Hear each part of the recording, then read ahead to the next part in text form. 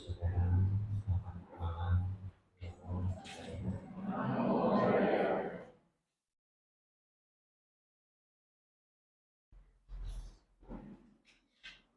jadi baca berita singkat ya.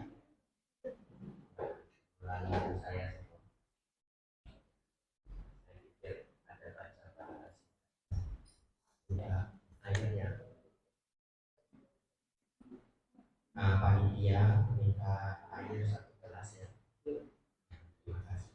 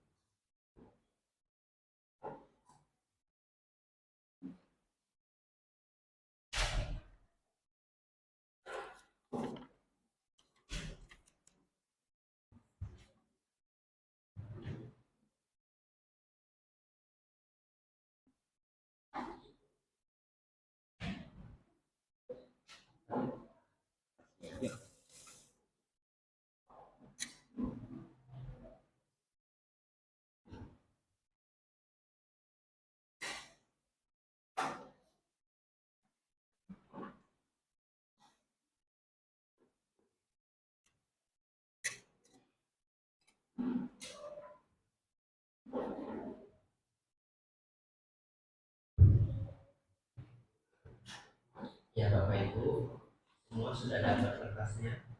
Sudah ya. Baik, kita mulai pelajarannya.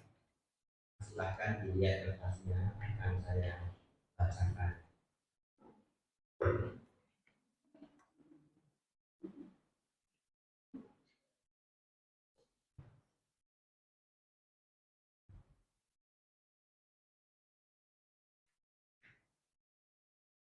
Pusat dari keseluruhan ajaran Sang Buddha adalah 4 kebenaran mulia. Sattari Arya Satya.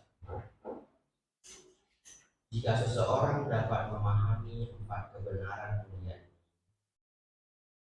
maka seseorang dapat memahami Buddhisme. Sang Buddha mendefinisikan kebenaran mulia yang pertama seperti ini. Bapak Ibu Saudara, pelajaran malam hari ini panjang dan melelahkan. Ya. Kalau nanti saudara-saudari lelah, Anda boleh berpikir saya pasti lebih lelah karena saya bacakan untuk Bapak Ibu. Tetapi saya tidak pernah memaksa kelas. Nah, ini khas saya tidak pernah memaksa kelas. Di titik mana Anda lelah, Anda mau pulang silakan. Ya, tapi jangan ajak temannya ngobrol. Kalau Anda ngajak teman Anda ngobrol, Anda ganggu kelas saya. Anda pulang tidak apa-apa, benar tidak apa-apa. Ada keperluan, capek, ya bosen, Anda bisa nanti nyari di YouTube pelajarannya. Anda silakan berdiri, pamit dengan Sang Buddha, pulang. Ya. Nah, jadi oleh karena itu dibantu agar kelas ini khusyuk, ya, Bapak Ibu serius menjalaninya. Setiap orang mendengarkan sesuatu itu dapatnya berbeda-beda. Pelajaran yang sama, Anda dapatnya bisa feeling yang berbeda. Ya. Orang yang sama belajar di waktu yang berbeda bisa dapat yang berbeda, betul? Ya. Tapi beberapa orang mempelajari ini 4 kebenaran mulia mencapai tingkat kesucian. Jadi kalau Bapak Ibu dengan sangat serius, barangkali Anda mencapai tingkat kesucian. Dan tingkat kesucian itu kalau dicapai, bukan tiba-tiba kepala Anda keluar lampu gitu, gitu cahaya, kan? Ya, tapi mungkin selama bertahun-tahun Anda tidak merasa bahagia dalam hidup. Makanya ini permisalan. Tiba-tiba entah pelajaran bagian yang mana itu membuka pikiran Anda. Ya seperti pipa yang sudah mandek, yang sudah clog, ya CLOG, yang sudah clogging selama bertahun-tahun. Apa itu clog? Itu mampet ya, betul ya? Ya, tersumbat, ya. Yang sudah tersumbat Bapak Ibu hari ini plong semua, ya. Tiba-tiba Anda pulang dari kelas ini, Anda bahagia untuk waktu yang lama, ya. Itu artinya Bapak Ibu mendapat pencerahan. Ini begitu banyak lembar. Semoga Anda semua dapat pencerahan. Saya tidak tahu Anda butuh bagian mana untuk hidup Anda, gitu ya.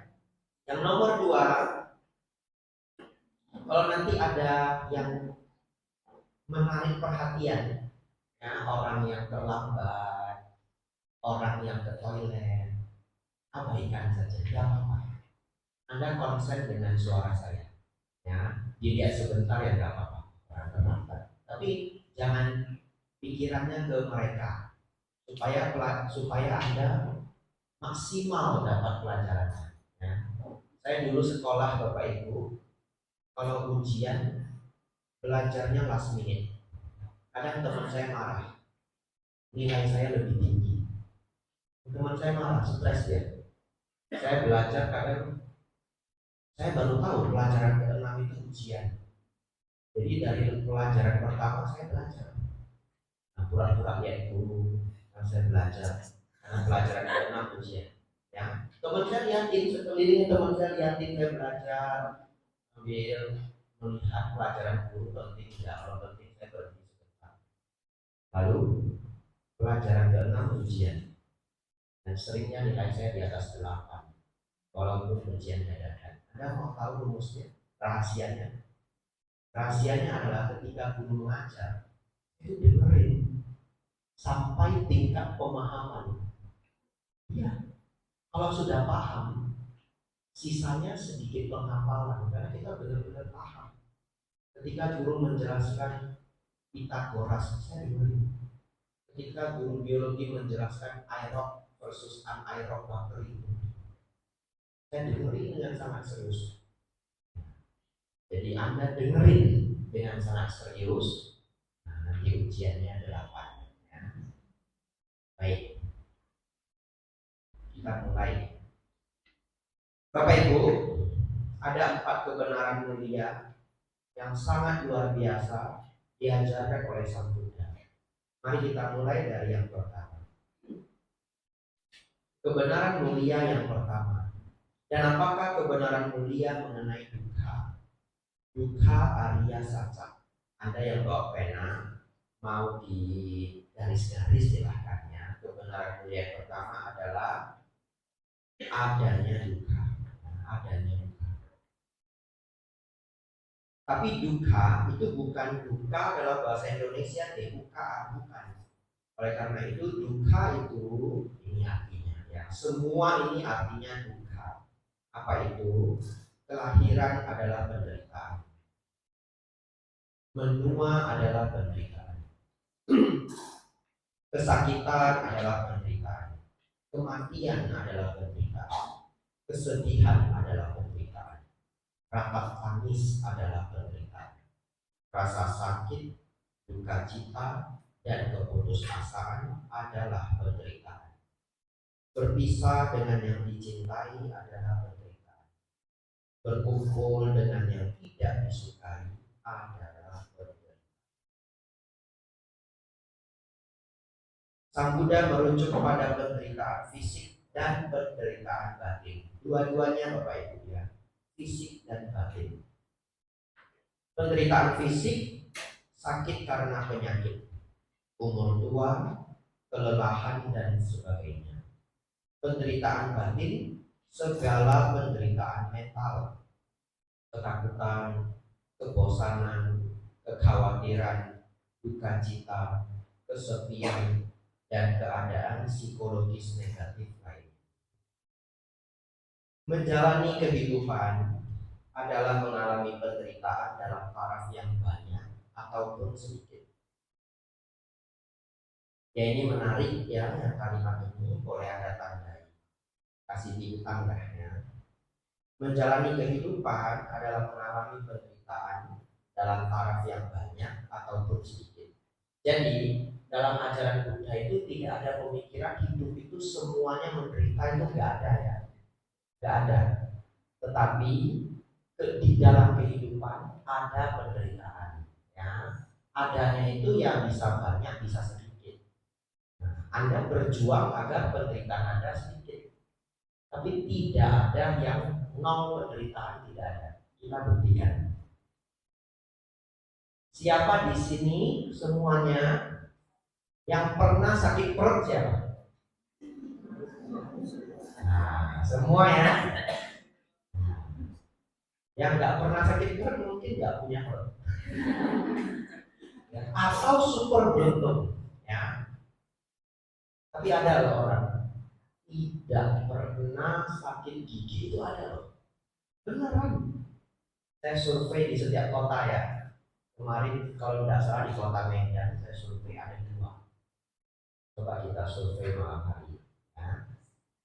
Siapa yang seumur hidupnya, jangan malu ya, jangan sungkan, biar informasi buat kita. Yang belum pernah sakit gigi seumur hidup siapa?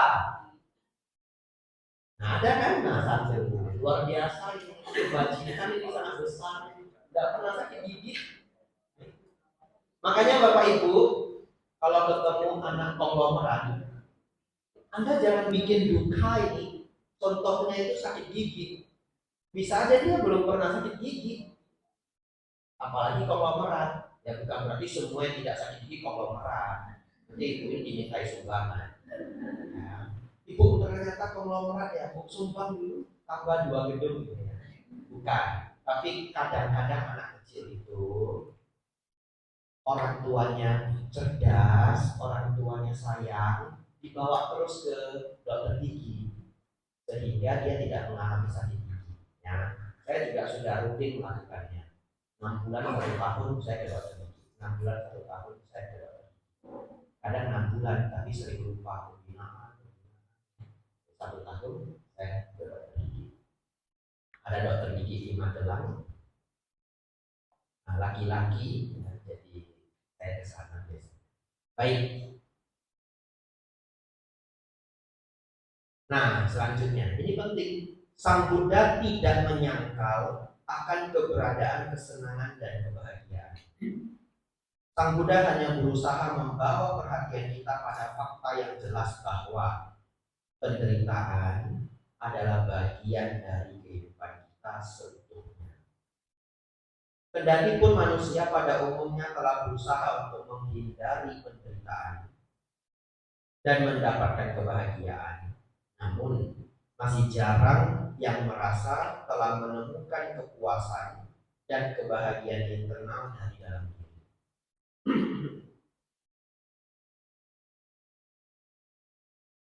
Sang Buddha adalah dokter yang penuh cinta kasih, yang telah menunjukkan kepada seluruh umat manusia bagaimana cara untuk mengatasi penderitaan, rasa sakit, kematian, dan kelahiran kembali,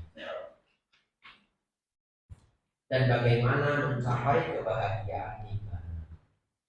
Dari sini kita bisa melihat bahwa ajaran Sang Buddha sangat berdasarkan kebenaran atau satca dalam bahasa Pali. Penderitaan yang dijelaskan oleh Sang Buddha bukanlah kepercayaan semata, bukan hal yang dipaksa agar kita percaya, namun benar-benar adalah ajaran kebenaran yang telah kita semua jalani. Benar-benar adalah kebenaran yang telah kita jalani selama ini. Oleh karena itu, ajaran Sang Buddha dikenal sebagai ajaran yang berdasarkan pada kebenaran atau fakta, bukan merupakan ajaran yang dipaksakan untuk dipercayai. Bapak Ibu Saudara, setelah ini kita akan masuk ke kebenaran mulia yang kedua. Nanti di kebenaran mulia yang kedua kita akan tahu kenapa kita menderita. Dan nomor 2 ini menjadi poin yang salah satu yang paling penting di antara 4 ini. Di antara 4 ini nanti yang sangat penting adalah nomor 2 dan 4. Ya, jadi kalau misalkan ada orang coba saya nggak ada waktu jelasin, saya cepet-cepet itu 2 poin aja. Anda pilih nomor 2 dan 4. Ya, Anda pilih nomor 2 dan 4. Nomor 1 itu pengenalan. Tetapi nomor 1 ini masih sedikit abstrak ya. Maksudnya kalau Anda seumur hidup belum pernah dengar ajaran Buddha menjelaskan penderitaan begini begitu, itu masih abstrak. Nanti tidak abstrak ketika masuk yang nomor 2. Tetapi yang nomor 1 itu kenapa menjadi penting, Bapak Ibu Saudara?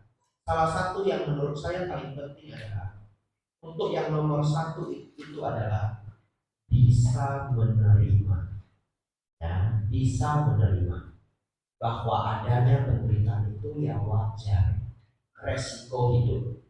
Kalau Batin Hati Karo, beliau sudah umur 90 berapa? Ada yang tahu? Mungkin 96, ya. Beliau masih hidup, ada di Malang, Tentara Jasa, Sekolah Tinggi Agama Buddha Tentara Jasa atau Wihara Dhammadika Arama.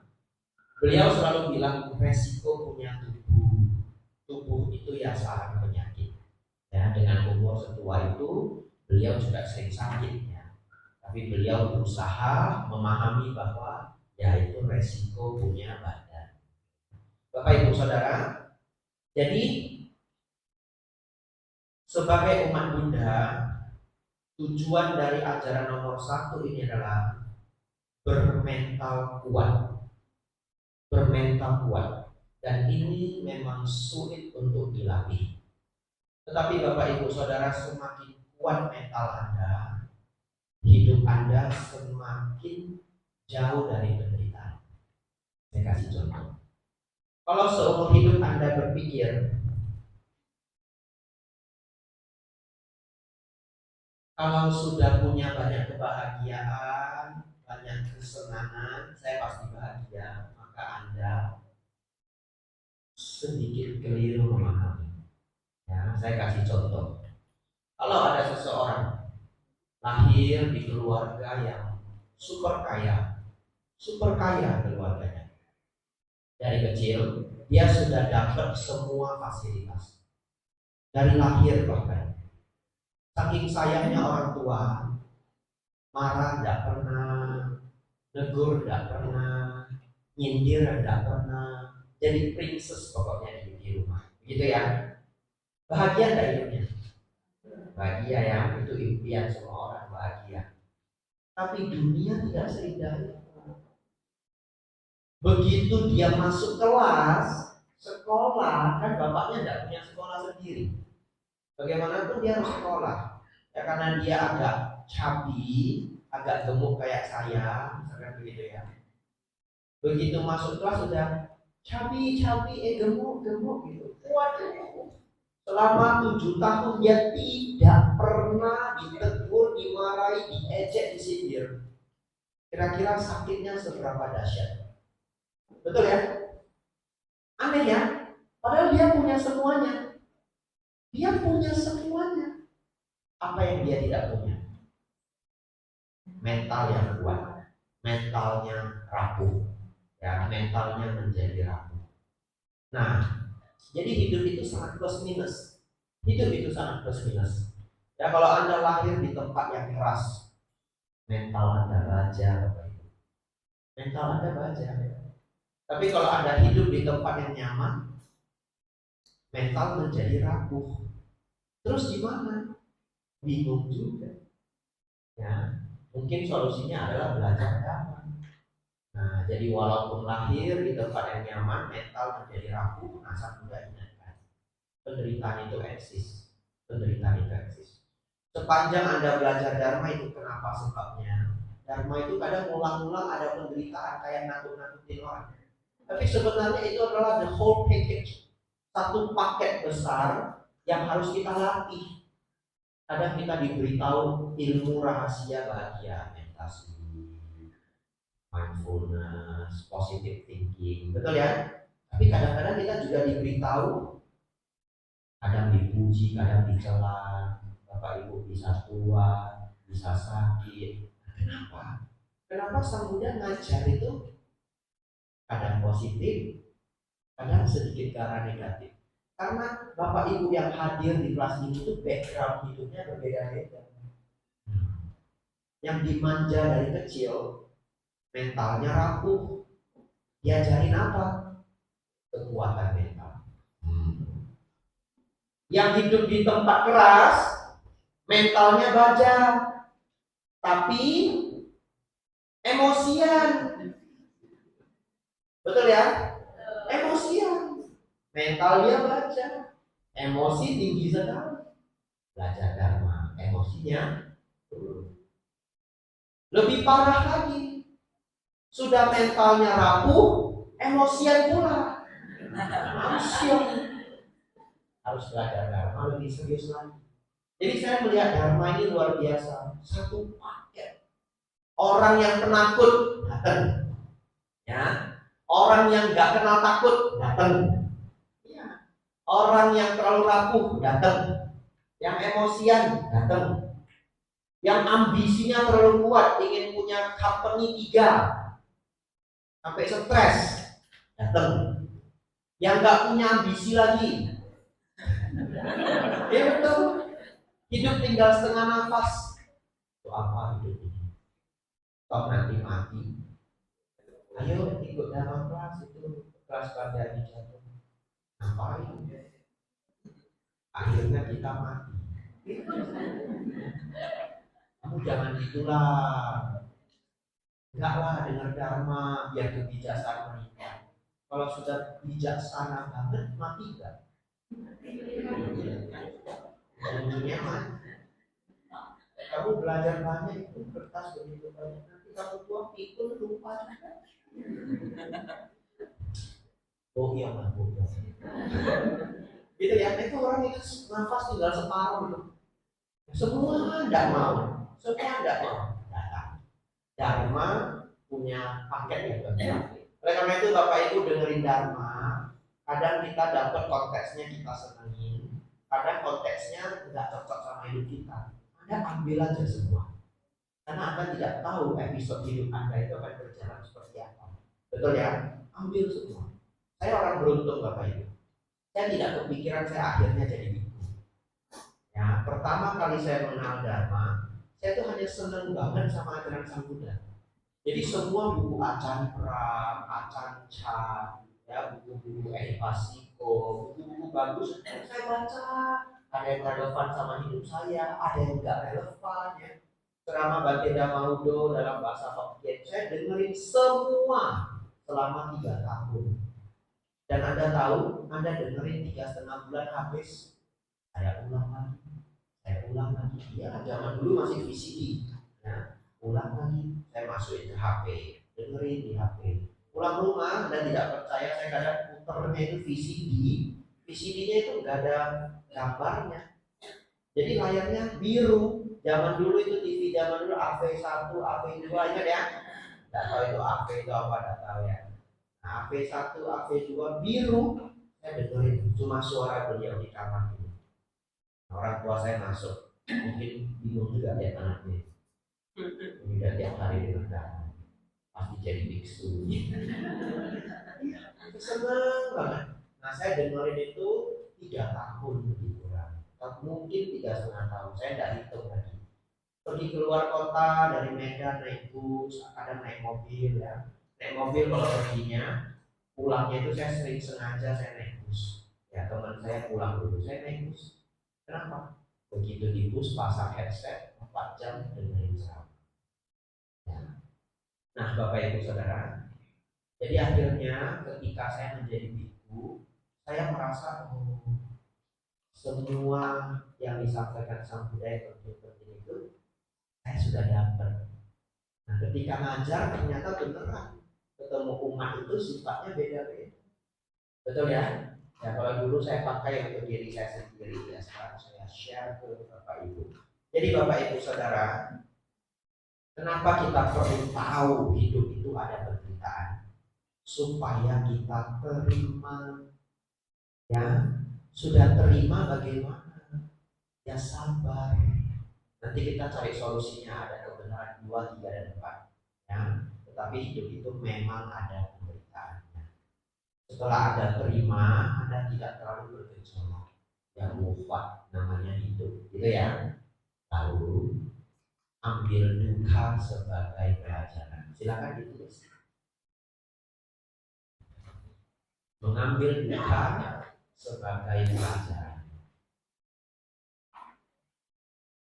Ya, yang tidak nulis hafal aja. Mengambil duka sebagai pelajaran.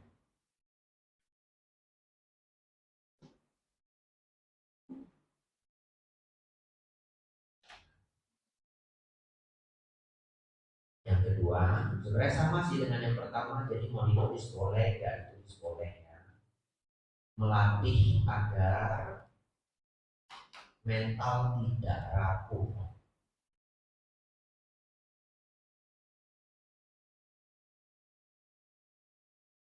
Lalu ada quote yang bagus. Nomor 2, berlatih agar mental tidak rapuh. Yang ketiga hanya quote saja. Quote itu kutipan kalimat, kutipan kata-kata. Saya senang quote ini. Kesabaran adalah tahap tertinggi. Ya, kesabaran adalah tahap tertinggi. Kenapa? Kadang saya di chat rumah Bapak Ibu. Problemnya, rumitnya tidak masuk akal. Rumit banget. Dan dia mencari solusi. Tapi kita harus sadar, kadang saking rumitnya memang gak ada solusi. Ya, jadi kalau Bapak Ibu dapat masalah hidup saking rumitnya, sudah nanya 6 orang nggak ngerti solusinya, 10 orang nggak ngerti, mumet semua. Apa solusinya Bapak Ibu? Bersabar, ya, bersabar. Untuk meringankan pikiran Anda mikir, saya hidup sampai seumur ini, sudah banyak belum hal berat yang saya lewati? Sudah. Dulu masalah itu juga seperti nggak ada solusinya. Tapi lewat nggak? Lewat juga. Seperti inilah kali ini saya bersabar. Kalau nggak bisa lewat berarti kitanya yang lewat. Sudah, akhirnya lewat juga. Ya. Ya. Baik. Apa nomor 1? Setelah kita lanjut ke kebenaran selanjutnya. Apa nomor 1 Bapak Ibu? Ya, ada bahasa Inggrisnya keren ya. Anda kalau yang mau keren-kerenan hafal ya. Sometimes we win, sometimes we learn. Sometimes we win, sometimes we learn. Kadang kita menang, kadang kita belajar ya. Kalau kalah itu belajar. Saya ketinggalan charger. Kalau pembinaan seperti ini, chargernya ketinggalan. Gimana itu? Duka juga. Zaman sekarang HP kalau nggak nyala bisa nggak naik pesawat, Bapak Ibu. Ya. Akhirnya gimana? Sometimes we win, sometimes we learn.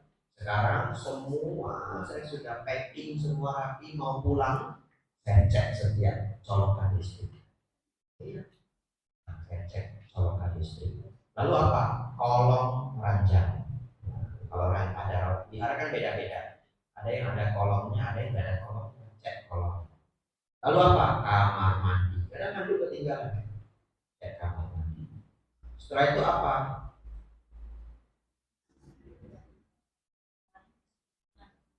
Celah di kasur. Nah, angkat kasurnya. Lihat. Kadang-kadang ada yang ketinggalan. Mungkin ada dekolgen masuk ke dalam. Karena saya sekali pembinaan 2 bulan, dekolgen aja ketinggalan kadang pas meler gini nggak ada dekolgen. Dan di promak kan dia nggak bisa berhenti. Jadi seperti ada to-do list ya, to-do list itu apa yang mau dikerjakan. Jadi kalau saya sudah packing, saya lakukan itu. Kalau Bapak Ibu melakukan perjalanan dan nginap di hotel, ini ilmu dari saya. Hafal ya? Hafal. Karena saya perjalanan terus, jadi saya ngerti. Ini saya kasih Bapak Ibu ilmu. Kalau di hotel, Jangan pakai laci. Jangan pakai laci. Barangnya itu taruh aja di tempat terlihat, biar nggak rapi. Nggak usah dirapiin, ya toh? Biar nggak rapi. Semua barangnya jejerin. Nah, kecuali ikut tur sama orang, nanti bapak ibu jadi orang aneh. Tapi nggak apa-apa, jelaskan aja. Jangan pakai laci ya, semua jejerin. Jadi kalau ada meja nih jejerin banget. Nah, 100% tidak. Jangan berpikir paspor nanti takut apa, masukin ke laci, pusing bapak ibu berangkat ke kota lain, paspornya tinggal. Baik bapak ibu saudara, kita nomor 2 apa?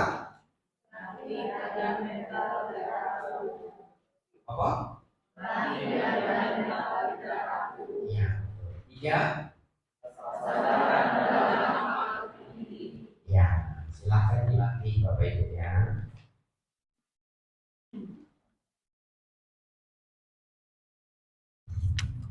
Minum dulu ya.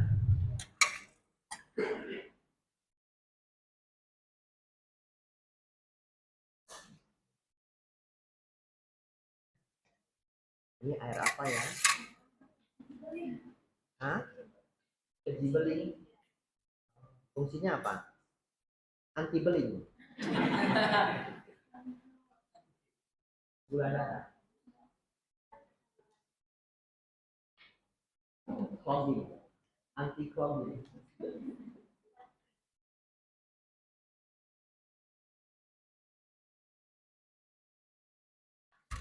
Keji beling bapak ibu. Ya katanya, kata ibu ini memperlancar semua yang tersumbat. Tersumbat kan clogging, anti clogging. Jadi saya sudah minum yang tersumbat langsung tercerahkan. Ya, lanjut. Masih fokus? Kebenaran mulia yang kedua adalah kebenaran mulia dari sebab penderitaan. Duka samudaya arya satsa. Sebab penderitaan itu silakan digarisi. Ya, karena orang akan bertanya, kata Sang Buddha ada penderitaan. Kenapa kita menderita? Kenapa? Why? Why itu adalah pertanyaan yang paling dahsyat ya. Ketika kita kecil, kita nanya terus kenapa, kenapa. Anak kecil itu nanya terus kenapa itu nggak habis. Kenapa? Karena dia ingin tahu, dia ingin ikut ya. Kenapa? Kok bisa? Itu apa? Ya. Baik, jadi ini adalah pertanyaan dahsyat. Mengapa? Kenapa kita menderita? Sang Buddha memberitahukan kepada kita bahwa semua penderitaan yang kita alami, baik secara langsung ataupun tidak langsung, disebabkan oleh nafsu, keinginan atau ketagihan, tanha, dan ketidaktahuan. Bapak Ibu silahkan digarisbawahi. Semua penderitaan yang kita alami secara langsung ataupun tidak langsung disebabkan oleh nafsu keinginan atau ketagihan, dalam kurung tanha, dan ketidaktahuan, awit. Bapak Ibu Saudara, tahu ini artinya apa? Artinya semua penderitaan Anda yang bikin sendiri. Betul ya? Fakta yang menyedihkan. Semua penderitaan kita yang bikin sendiri. Ya. Saya tahu rumus ini. Saya pun masih menderita. Amsyong. Karena saya tahu loh rumus ini. Saya punya satu kebiasaan. Tadi makan siang saya ceritakan. Saya sangat jarang menyalahkan orang lain dalam hati saya. Saya selalu kembali bahwa ini ada salahnya saya juga. Ya, tapi kalau kesel ya tetap kesel. Rumusnya ngerti, prakteknya tidak dapat. Tapi jauh lebih baik kita ngerti rumus ini daripada tidak. Karena kalau Anda mengerti rumus ini, Anda tidak menyalahkan siapapun. Berarti PR Anda tinggal satu. Apa PR-nya? Menurunkan penderitaan itu. Ya, Kalau itu adalah kemarahan, Anda turunkan kemarahan Anda. Enggak nyalahkan siapa-siapa. Tapi yang memang bisa marah namanya badan. Begitu ya. Kalau Anda punya keinginan yang kuat, Anda udah enggak nyalain siapapun. Karena dia keinginan saya tidak terwujud. Bukan. Itu karena keinginan Anda, obsesi Anda yang terlalu tinggi. Anda sudah tidak menyalahkan siapapun. Tetapi pikiran tetap bergejolak. Jadi PR-nya tinggal satu. Tapi kalau orang yang masih menyalahkan orang lain, PR-nya dua. Dan kadang nggak ketemu. Karena yang dia salahkan selalu orang lain. Padahal yang salah adalah dirinya. Ya, jadi ilmu nomor 2 ini menurut saya maha dahsyat. Maha dahsyat. Kalau yang salah adalah diri kita, maka lain kali mungkin kita atur mindset kita, mungkin kita bikin sistem yang lebih baik. Ini kalau kehidupan sehari-hari ya kita pikirkan kenapa masalah ini bisa muncul dan bagaimana mengatasinya. Baik, kita baca secara dharma. Ada tabel Bapak Ibu warna hijau. Nafsu keinginan ditambah ketidaktahuan sama dengan penderitaan. Tanha plus awija adalah duka. Ya, yang di atas bahasa Indonesia, di bawah bahasa Pali. Sebagai contoh, seseorang dapat saja memiliki hasrat sangat tinggi untuk menjadi kaya karena ia berpikir bahwa uang dapat membuatnya bahagia. Oleh karena ia tidak sanggup menjadi kaya, ia menjadi frustasi dan tidak puas. Hubungan antara nafsu keinginan ingin uang dan ketidaktahuan secara keliru mempercayai bahwa uang membawa kebahagiaan secara sangat jelas terlihat sebagai sebab dari penderitaan orang tersebut.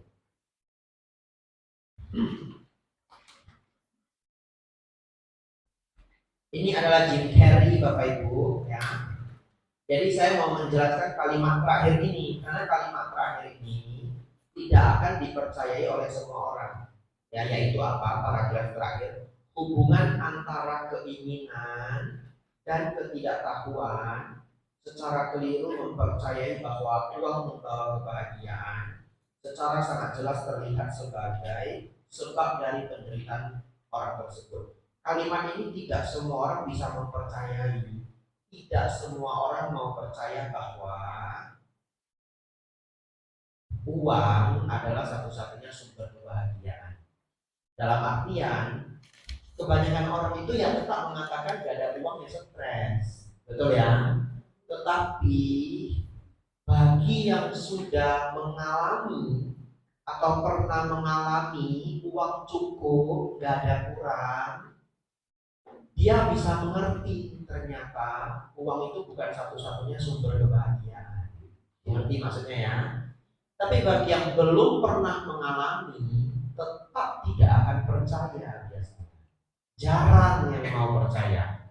Yang sangat bijaksana yang mungkin mau mempercayainya. Bante, kenapa yang sangat bijaksana kok jadi mau percaya? Kan dia belum pernah jadi konglomerat. Dari mana dia tahu? Karena dia melakukan simulasi di dalam pikirannya sampai dia menjadi yakin. Saya ajak Anda bersimulasi ya. Jadi kalau Anda yang tidak menemukan jawabannya, pakai simulasi saya. Siap-siap ya.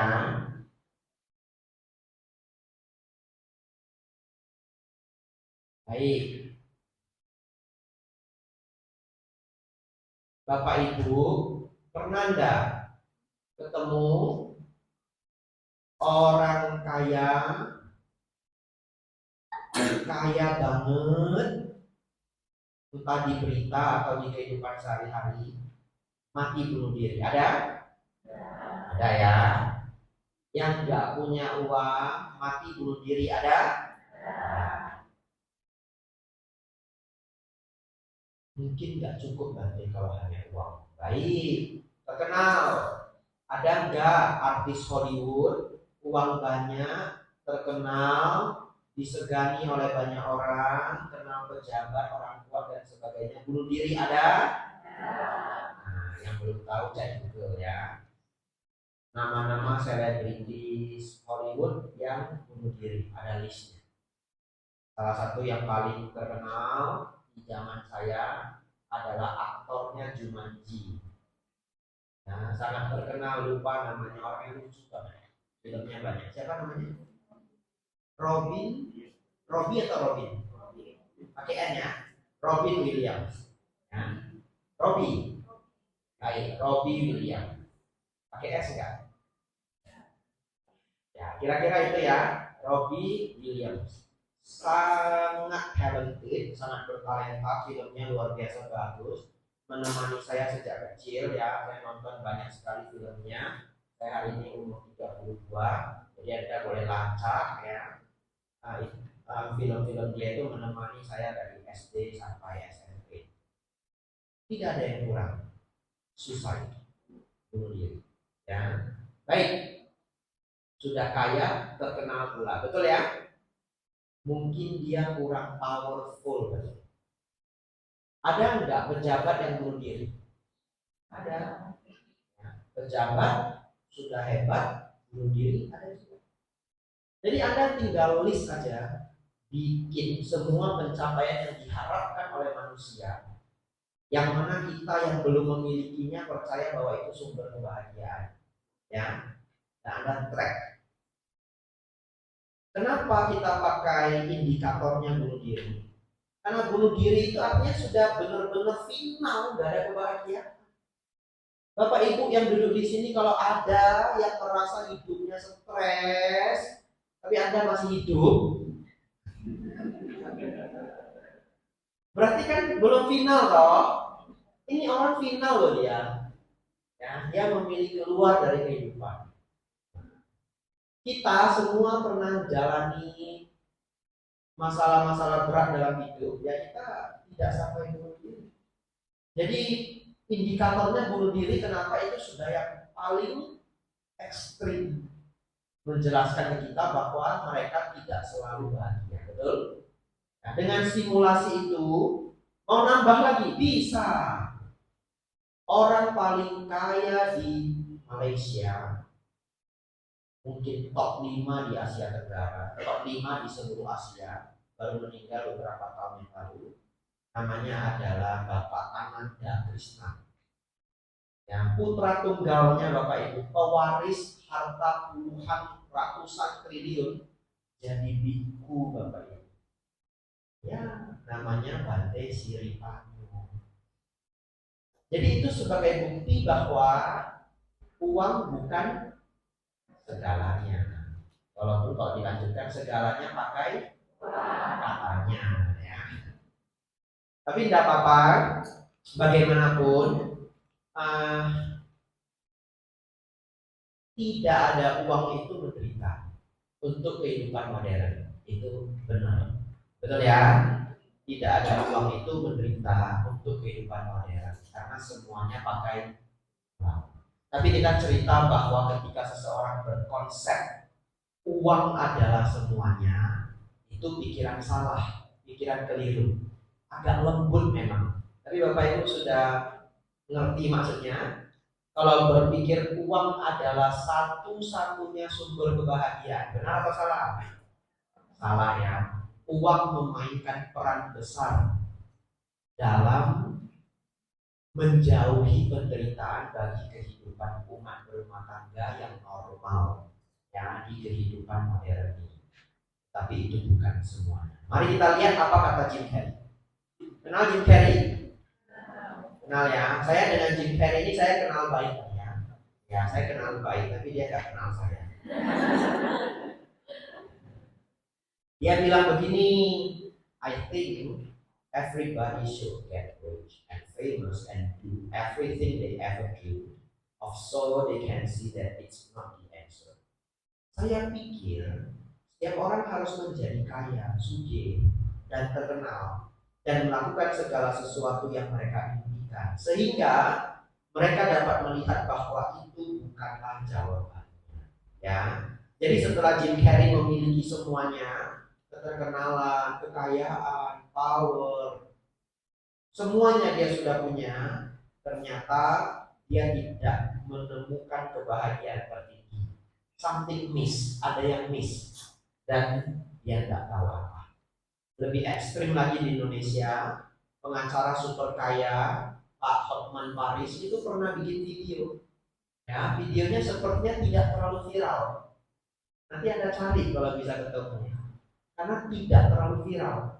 Nah, jadi pada saat itu rekaman videonya itu beliau mengatakan begini, di mana kebahagiaan? Di mana? Kok susah banget sih dapat kebahagiaan itu di mana sih? Apa saya harus jadi biksu? Iya, real. Cari nanti ya. Apa saya harus jadi biksu gitu untuk dapat kebahagiaan?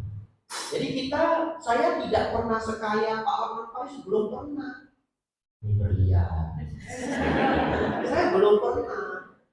Ya punya ruko 100, 200, saya nggak tahu gimana rasanya. Tapi dengan melihat mereka yang sudah memiliki semuanya, ngasih clue ke kita bersyukur. Mereka ngasih clue, jadi kita nggak harus sibuk harus sampai mengejar 200 ruko. Ngerti maksudnya? Belajar dari orang lain itu adalah ilmunya orang bijaksana. Begitu Anda lihat, oh dia yang punya 200 ruko belum menemukan kebahagiaan, Anda sudah harus mulai belok. Kalau gitu kebahagiaan ada di mana?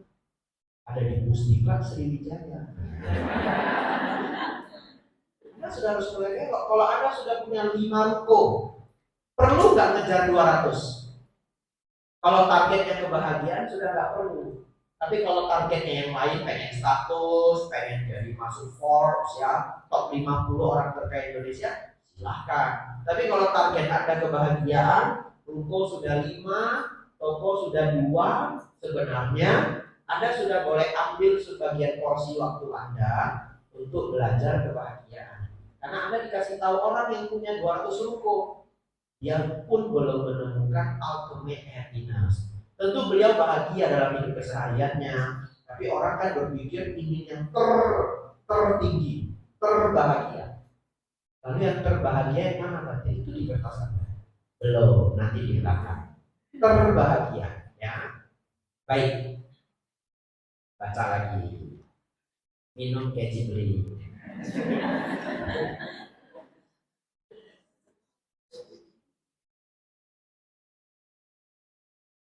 Unik sekali ya, saya senang rasanya.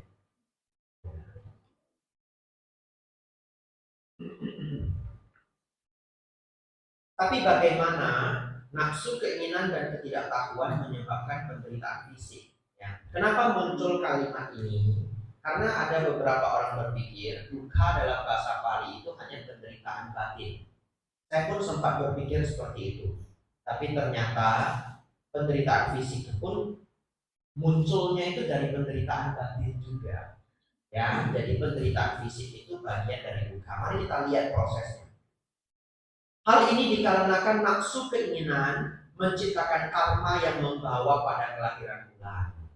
Menjadi terlahirkan artinya menjadi memiliki tubuh. Dan sebegitu kita telah memiliki tubuh, maka kita mudah tertimpa kecelakaan, luka, kesakitan, usia tua, yang merupakan berbagai bentuk penderitaan fisik. Oleh karena itu, kita bisa mengatakan bahwa nafsu keinginan dan ketidaktahuan adalah penyebab dari penderitaan fisik. Maksudnya apa?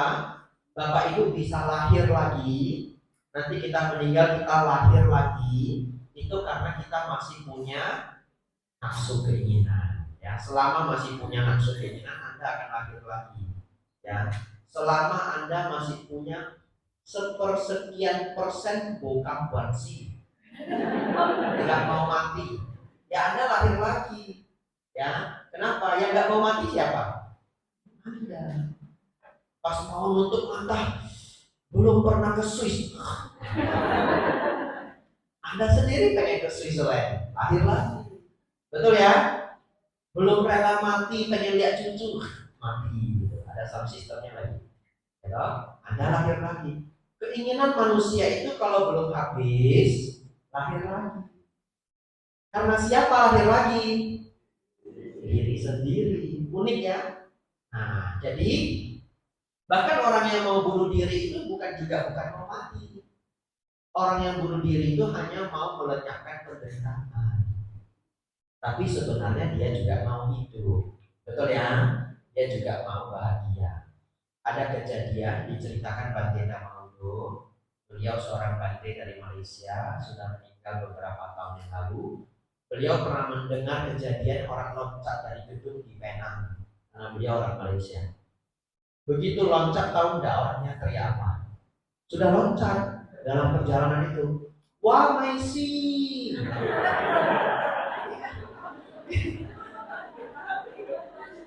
Nah dia yang loncat toh, karena ngeri, loncat sudah, wah Maisi.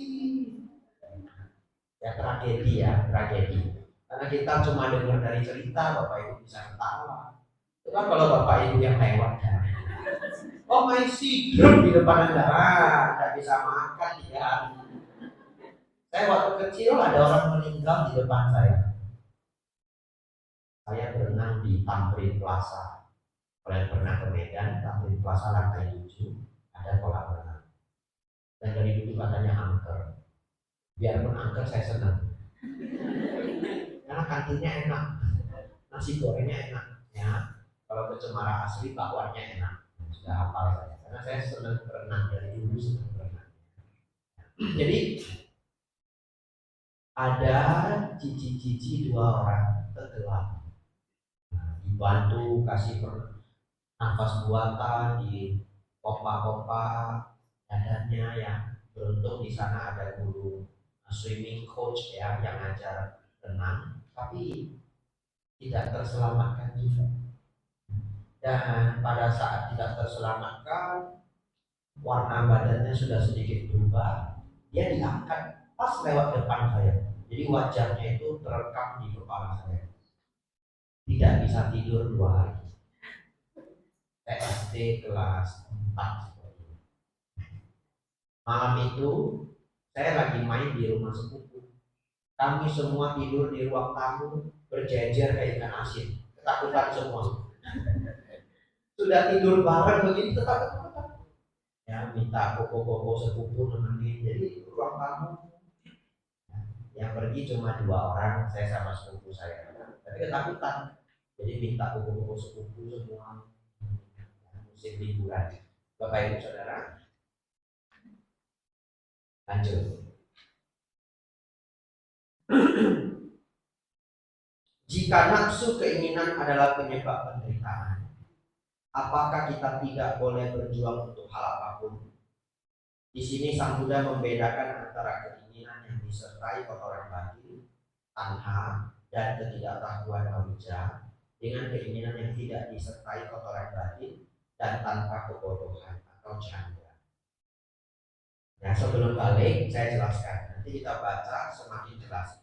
Dalam agama Buddha, ajaran Sang Buddha, tidak semua keinginan itu jelek, ya.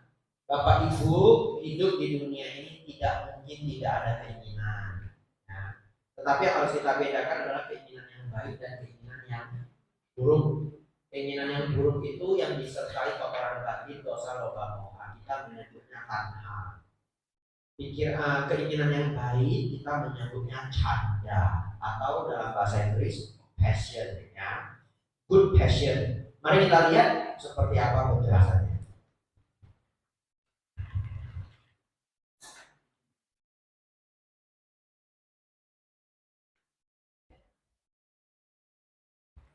Keinginan-keinginan yang baik seperti misalkan ingin mencapai nibbana, menjadi orang tua yang baik, teman yang setia, rakyat yang bertanggung jawab, adalah contoh keinginan yang disertai dengan pengertian dan menghasilkan kebaikan, bukan penderitaan.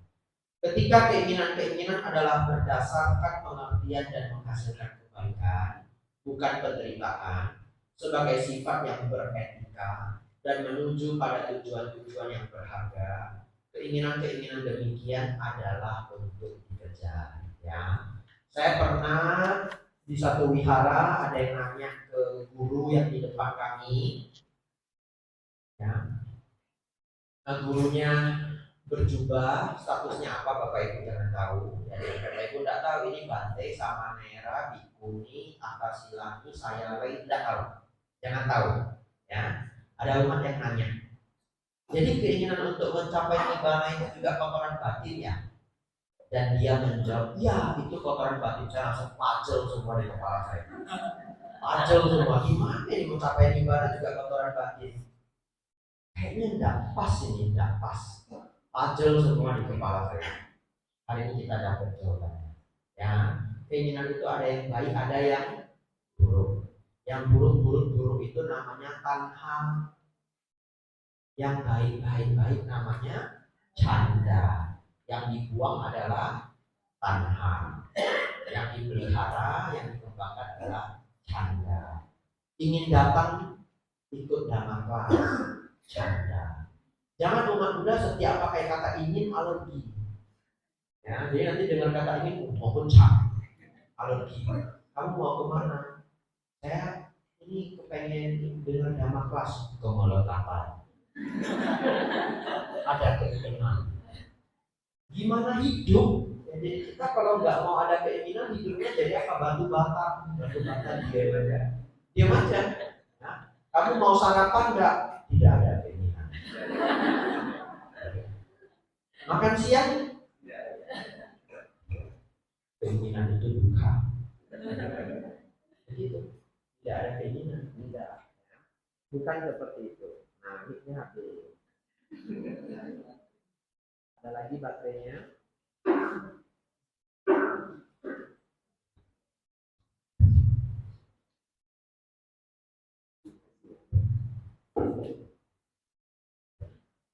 Tes ya.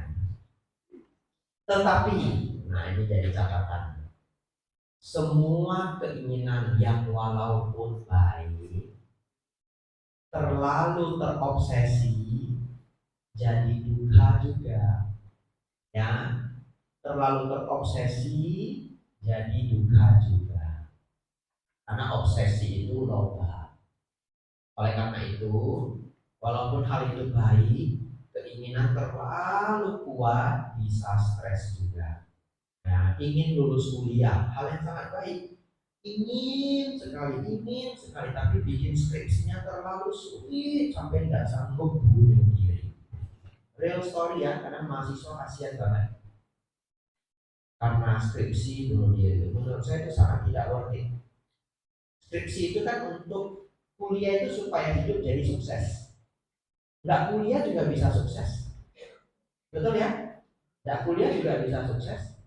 Tapi karena sudah terlalu terobsesi, takut salah, takut dimarahi, takut malu, yang awalnya kuliah untuk sukses malah kuliah menghancurkan hidupnya. Ya kalau memang dia tidak sanggup bikin skripsi, sudah berulang-ulang berjuang tidak sanggup, ya sudah. Kalau menurut saya berarti itu bukan talenta dia atau sistem di universitasnya salah. Ya sudah, mundur pun ya tidak apa-apa. Cari passion yang lain. Mungkin dia suka masak, ya nyerah lah saya. Nah, skripsi nyerah, pergi cordon bleu, belajar bikin roti, sukses, buka bakery misalkan. Betul ya? Ya banyak jalan dalam hidup ini. Jadi kadang kalau mentok, Anda jangan stres-stres banget ya. Hidup itu selalu ada pilihan-pilihan. Walaupun tidak mendapatkan yang terbaik, tetapi cara hidup yang lain pun kadang bukanlah sebuah problem. Baik, itu kalau orang yang sudah desperate ya, sudah tidak ada jalannya.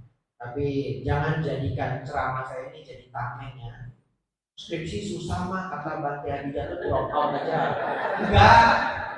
Itu kalau sudah berdiri di tepi gedung itu loh, kayak udah hitungan kancing loh, loncat, mundur, loncat, mundur. Nah muncul suara saya. Tidak kuliah pun, tidak soal, banyak jalan menuju sukses. Tak dari mana soalnya. Sudah balik. Ya. Baik.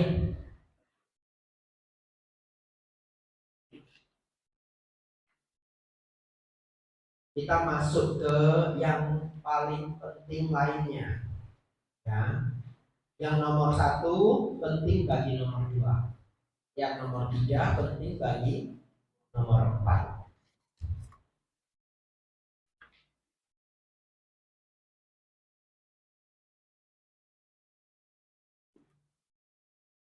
Kita sudah belajar 1 jam Bapak Ibunya. Tanpa disadari sudah 1 jam. Jadi nanti kita selesai kebenaran ketiga, kita rehat. Ya, kita rehat 5 menit, 7 menit. Fresh lagi, kita masuk kebenaran yang terakhir. Biasanya ini belajarnya 4 jam. Beneran. Ya, ada video-videonya cukup seru. Tapi hari ini kita potong, kita belajarnya 2 jam lebih. Baik. Kebenaran mulia yang ketiga. Kebenaran mulia yang ketiga adalah kebenaran mulia mengenai lenyapnya duka, lenyapnya penderitaan. Dukkha nirodha arya saca. Pada kebenaran mulia ketiga ini, Sang Buddha dengan jelas menyampaikan bahwa kita dapat mengatasi penderitaan. Silakan di garis bawahi, kita dapat mengatasi penderitaan dan merealisasi kebebasan dan kebahagiaan nibbana. Artinya apa? Nah, kita tidak tahu Bapak Ibu yang di ruangan ini atau nanti yang dengar dari online punya problem seberat apa kita nggak tahu, punya penderitaan seberat apa kita nggak tahu, tapi Sang Buddha memberitahu kita itu bisa lenyap. Ya, ini kabar baik bagi Anda yang hidupnya banyak penderitaan. Sang Buddha memberitahu duka itu bisa padam. Pada kebenaran mulia ketiga ini, Sang Buddha dengan jelas menyampaikan bahwa kita dapat mengatasi penderitaan dan merealisasi kebebasan dan kebahagiaan nibbana. Kata nibbana secara literal memiliki makna kepadaman yang merujuk pada makna mendingin atau tertiupnya api keserakahan, api kebencian, dan api delusi. Garis miring kebodohan batin. Silakan. Delusi atau api lainnya kebodohan batin. Batinnya bodoh, ya. Masih susah memahami batinnya bodoh itu apa? Salah satunya, walaupun penerjemahan ini tidak pas, tapi salah satunya adalah memiliki ego, ya, memiliki ego. Oleh karena itu api itu ada 3, serakah, benci atau marah, yang ketiga adalah ego. Itulah yang menemani kita semua dalam keseharian sampai kita mencapai kesucian yang lebih tinggi. Ada keserakahan, ada kemarahan, ada ego. Dan yang 3 itulah yang membuat Anda stres. Kadang Anda stres karena marah, kadang Anda stres karena punya keinginan barangnya susah didapat, ya. Kadang Anda marah karena kurang dihargai, egonya kesenggol, begitu ya. Nah, itulah 3 ini muter-muter dalam hidup kita, ya. Itu rumusnya.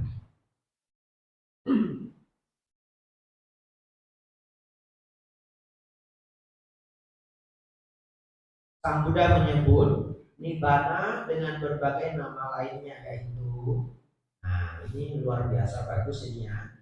Jadi kalau nanti Bapak Ibu dengar istilah ini sudah tahu artinya. Tanpa kematian, amata. Tempat berlindung yang aman, kema. Kedamaian, santa. Perlindungan, tanah. Kebahagiaan tertinggi, parama sukha. Silakan digaris bawahi kebahagiaan tertinggi. Jadi yang tertinggi sudah adalah nibbana. Kehancuran dari nafsu keinginan, tanha kaya. keabadian Dura. Ketika seseorang telah membebaskan pikirannya, bahkan para dewa tidak dapat mencari jejaknya.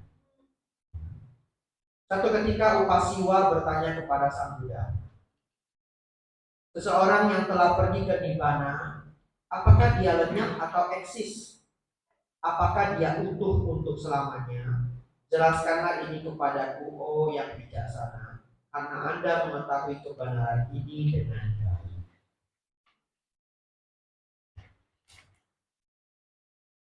Dan Buddha menjawab, tidak ada takaran atau ukuran bagi mereka yang telah pergi, yang mana bagi seseorang dapat mengatakan bahwa ia tidak lagi eksis.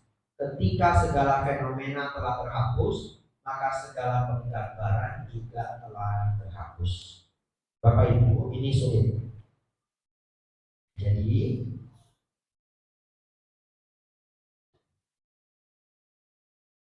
ternyata sangat panjang. Kita akan break, ya. Kita akan break, tapi saya ingin kasih Anda PR di pikiran Anda.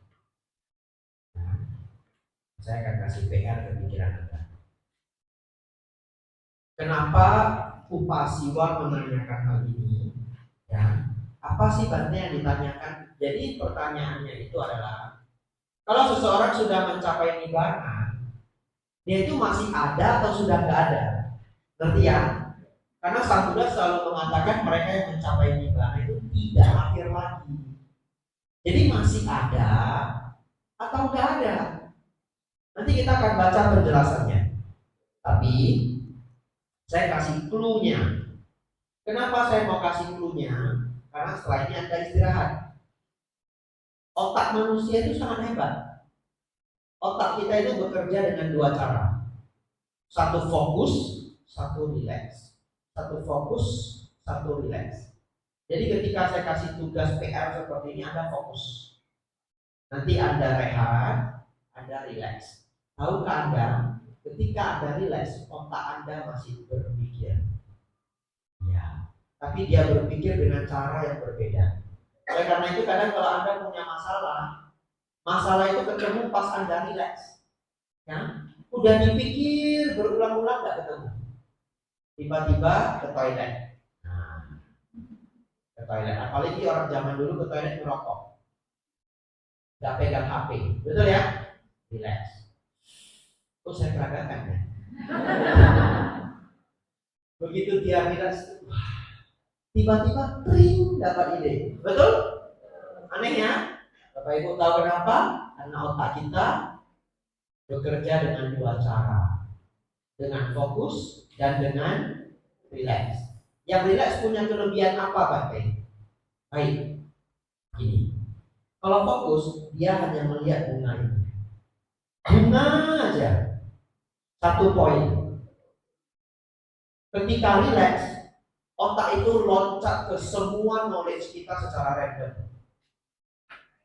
Ya, dia loncat ke semua pengetahuan yang kita sudah pernah pelajari secara random. Apa hubungan bunga dengan kuliah saya, dengan sekolah saya, dengan mobil? Cepat sekali bekerjanya, kita nggak usah mikir. Dia kerja sendiri. Tapi secara random, dia itu kayak ngetuk pintu ke semua pengetahuan lama kita. Random. Karena random, kadang bisa dapat ide. Ya, itu cara kerja. Jadi kalau Anda mau tahu rahasia belajar supaya juara, belajar 30 menit, rehat 10 menit. Anda boleh otak-atik, temukan pasnya Anda. Saya sudah otak-atik. Dulu 25 menit, rehat 5 menit. 25 menit, rehat 5 menit. Yang ketiga 25 menit, rehat 15 menit. Yang keempat 25 menit, rehat 1 jam, selesai. Rehat setengah jam, selesai. Nah, jadi belajar 2 jam. Rehatnya itu gradual. Lalu saya otak-atik. Akhirnya saya ketemu 30 menit, rehat 10 menit. Saya nyaman dengan itu. 30 menit, rehat 10 menit. Yang ketiga 30 menit, rehat 20 menit. Karena kepala makin lelah. Ya, dengan begitu Anda fokus, relax. Fokus, relax. Saya ketemu seorang bapak dari Jambi. Dulu muncul di beberapa talk show, saya lupa nama beliau. Ya, beliau mewakili umat yang senang berdana, umur 60-an, relawan aktif di Buddha Seji. Ya, sudah sangat sukses dan jadi pendana. Bapak itu orang Jambi, umur 60-an. Anda tidak tahu betapa hebatnya dia. Ketika saya bertemu, saya senang sekali. Seumur hidup saya, orang Indonesia yang punya prestasi ini, saya cuma ketemu satu ini, belum ketemu yang lain. Apakah itu Bante? Bapak itu punya profil kuliahnya lulusan Amerika. Ya banyak lulusan Amerika, betul ya? Terus saya tanya dia, Pak, dulu di Amerika kuliahnya di mana? MIT Bante. Nah, sudah ada yang bilang waduh kan, Anda tidak tahu apa itu MIT. Nanti cek itu, tulis di kertas. MIT, universitas terbaik di dunia, tidak pernah tergeser. Tidak pernah tergeser selama bertahun-tahun. Mungkin 10 tahun terakhir. Harvard Bante nomor 2, Stanford Bante 3, Oxford Bante kan itu Oxford loh, the best loh, 4, Cambridge Bante 5. Ranking 2, 3, 4, 5 ini ganti-gantian. Ya kadang Cambridge naik, Stanford turun. Satu ini MIT tidak pernah tergeser. Padahal kalau Anda ketemu orang kuliah Oxford, keren gak? Karena Anda tahunya cuma Oxford. Harvard keren gak? Keren. Oxford, Harvard, Cambridge, Stanford. Lucu ya, dulu kita di sekolah diajarinnya 4 ini. Padahal number 1 MIT. Tambah 1 di kepala. MIT. Massachusetts. Nanti ketemu orang, itu kuliah mana? MIT, AI, MIT. Wah, calon menantu. Jangan main-main MIT. Saya belum pernah ketemu orang Indonesia lulusan MIT umur 60-an. Yang umur 20-an saya belum pernah ketemu. Ya. Nanti terus dia setelah sukses jadi apa? Ya. Dia jadi pemogram yang bikin BCA banking yang Anda pakai. Kenapa? Lupa namanya, Pak Taslim ya namanya. Nama depannya apa Pak? Teguh, ya mungkin ya Pak Teguh Taslim, nanti cek ya. Ya katanya, kata beliau yang bikin banking BCA itu satu tim 50 orang, beliau salah satu di dalamnya, program komputer. Terus saya nanya, Pak, kuliah di kuliah di MIT susah nggak? Dulu saya nanya itu 8 tahun atau 7 tahun yang lalu saya tanya, sebelum saya berangkat ke Thailand. Bapak itu bilang, enggak susah kok Bante. Saya 3,5 tahun selesai. Lalu saya minta ilmu. Semua orang pintar yang minta ilmu. Betul Bapak Ibu? Bapak belajarnya gimana? Lalu Bapak itu bilang, saya belajarnya aneh ya Bapak. Belajar sampai tidur. Belajar sampai tidur. Saya sudah dengar 2 orang yang ngasih rahasia. Yang satu lagi kalau nggak salah kuliah di Stanford atau Harvard, saya lupa, orang Amerika, namanya kalau nggak salah Josh Ace or something gitu. IP-nya 4A semua. Dan kalau ditanya, kamu rahasianya apa? Kuliah bisa A semua, tidur. Rahasianya apa? Jadi kalau Anda mau kuliah IP tinggi, tidur loh. Gak lulus kita semua. Ya. Tapi apa maksud mereka tidur? Sudah 2 orang masih ilmunya tidur.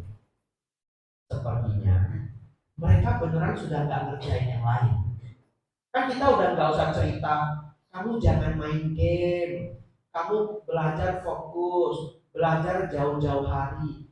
Di level mereka mah yang udah masuk Harvard, semua mahasiswa seperti itu. Ngerti maksudnya ya? Jadi itu udah nggak mereka bahas. Ibarat Bapak Ibu ketemu sesama pengusaha, semua pengusaha, tapi ada satu yang mentereng banget, masuk Forbes, top 100 pengusaha muda. Yang lain semua pengusaha. Masih perlu nggak dibahas hemat, nabung? Udah nggak perlu. Satu ruangan ini sudah tahu hemat, sudah tahu nabung, betul ya? Ambil kesempatan, jangan takut resiko. Udah nggak laku, itu semua udah dipakai semua. Ini apa yang membedakan dia dengan yang lain? Tidur. Tapi saya tahu, satu ketika saya beruntung, saya ikut kelas learning how to learn. Ya, yang masih kuliah, masih sekolah catat, ya, terutama yang SMP ke atas. Learning how to learn. Yang ajar namanya Barbara Oakley. Oekley. Ya, Oakley, Barbara Oakley. Dia umur 33 kalau tidak salah, baru memutuskan kuliah lagi, ambil elektronika. Padahal dulu dia takut dengan matematika. Karena dia menemukan teknik belajar yang bagus. Di umur 33 dia kembali S1, hari ini dia profesor. Ya. Dulu dia kuliah juga ambil bahasa Rusia, orang Amerika, karena takut matematika. Begitu dia tahu rahasia belajar, dia nggak takut lagi. Rahasia belajar itu adalah fokus, relax, fokus, relax, fokus, relax. Jadi dia yang mengajarkan teknik ini, belajar 30 menit, rehat. Belajar 30 menit, rehat. Atau kalau Bapak Ibu Saudara, anak-anaknya ini belajar senang 1 jam, silakan 1 jam, rehat. Begitu sudah belajar, handphonenya dibikin flight, matiin, belajar itu. Walaupun cuma setengah jam, tapi sangat fokus, betul ya? Pas rehat 10 menit ya silakan balas chat. Adik-adik sekarang mungkin nonton TikTok ya 10 menit cinta. Setelah itu flight lagi, belajar lagi. Mungkin tidak di setiap keadaan bisa seperti itu, tapi itu salah satu rahasia mereka yang ada di top level ya, para mahasiswa top level. Jadi Bapak itu bilang tidur, nah kemudian hari saya nanti dia belajar komputer itu sangat berat, matematika level MIT. Mungkin setengah jam aja otak sudah panas, betul ya? Tidur. Tidur mungkin cuma 15 menit, kan dia nggak bilang tidurnya berapa lama. Betul ya? Tidur 15 menit, 20 menit, bangun lagi, belajar lagi. Tapi ketika dia belajar, konsentrasinya full. Kadang kita belajar, otak sudah ngambang, kita maksa-maksain. Memang sih kelihatan 2 jam, tapi sudah nggak fokus. Betul ya? Itu sebabnya kalau saya dalam kelas seperti ini, ada rehatnya. Saya kasih rehat, saya cek wajah Bapak Ibu. Jadi kalau saya ini konsentrasi ini sudah level amsyong. Saya kasih cerita, kasih guyon. Ya. Kalau nggak bisa rehat, saya kasih guyon. Cerita yang lain dulu, cerita tetangga, ya. Cerita apa? Kita rehat Bapak Ibu, nanti kita belajar lagi. Kita rehat 10 menit dah ya.